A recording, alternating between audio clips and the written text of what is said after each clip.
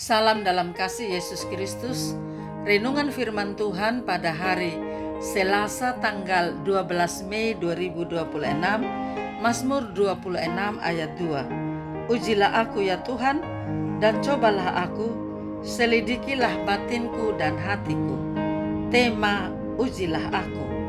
Seorang penempah pedang terbaik di kerajaan sedang mengerjakan pesanan paling penting dalam hidupnya. Sebuah pedang untuk sang jenderal besar. Ia ingin pedang ini tidak hanya tajam, tetapi juga terlihat sempurna tanpa cacat sedikit pun. Saat proses penempaan, ia melihat ada sebuah retakan yang sangat tipis di bagian pangkal besi. Retakan itu hampir tidak terlihat oleh mata manusia biasa. Sang penempa tahu bahwa untuk memperbaikinya, ia harus melelehkan besi itu dan mulai dari nol, yang artinya akan memakan waktu berminggu-minggu lagi. Tidak akan ada yang tahu, pikirnya. Saya tinggal memolesnya dengan lapisan perak yang tebal, lalu menghiasinya dengan permata. Secara fisik pedang ini akan terlihat sebagai karya seni yang luar biasa. Maka ia pun menutupi cacat itu dengan hiasan yang sangat indah. Saat diserahkan, sang jenderal sangat terpukau. Pedang itu berkilau mewah dan dipuji oleh seluruh istana sebagai pedang terindah yang pernah dibuat. Sang penempa pulang dengan kantong penuh emas dan pujian setinggi langit. Namun beberapa bulan kemudian pecahlah perang besar.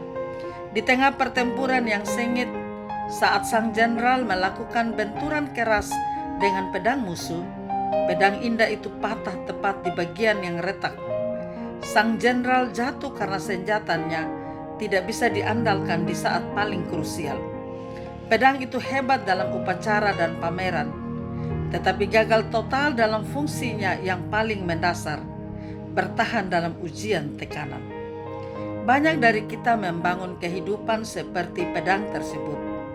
Kita sangat ahli memoles penampilan luar, seperti karir yang mentereng, hubungan yang terlihat harmonis di media sosial, atau citra diri yang religius.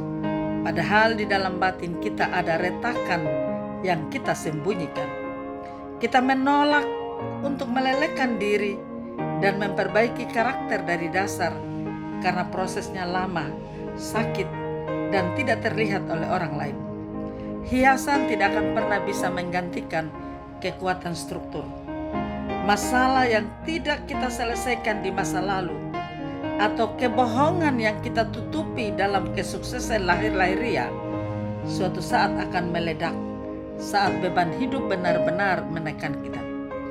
Jangan terobsesi terlihat sempurna di depan manusia jika di dalamnya kita rapuh.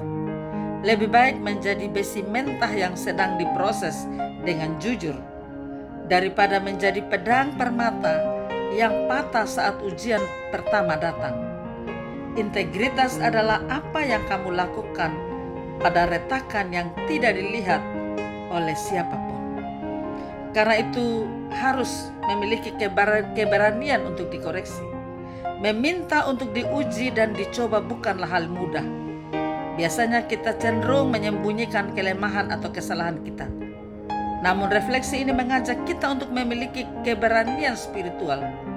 Kita memohon agar Tuhan menunjukkan bagian mana dari hidup kita yang masih pahit, yang masih egois, yang perlu dimurnikan seperti emas yang diuji di dalam api.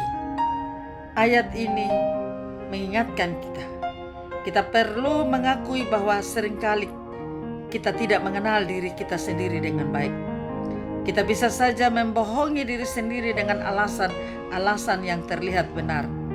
Hanya Tuhan yang mampu menyelidiki kedalaman hati tanpa bias. Mengizinkan Tuhan menyelidiki batin berarti kita siap dibentuk kembali menjadi pribadi yang lebih selaras dengan nilai-nilai kebenaran. Amin. Mari kita berdoa. Ya Tuhan yang Maha Pengasih, terima kasih atas napas kehidupan dan ciptaan Tuhan yang luar biasa yang mengingatkan kepada kami kebesaran Tuhan. Di hadapan-Mu kami menyadari bahwa tidak ada yang tersembunyi.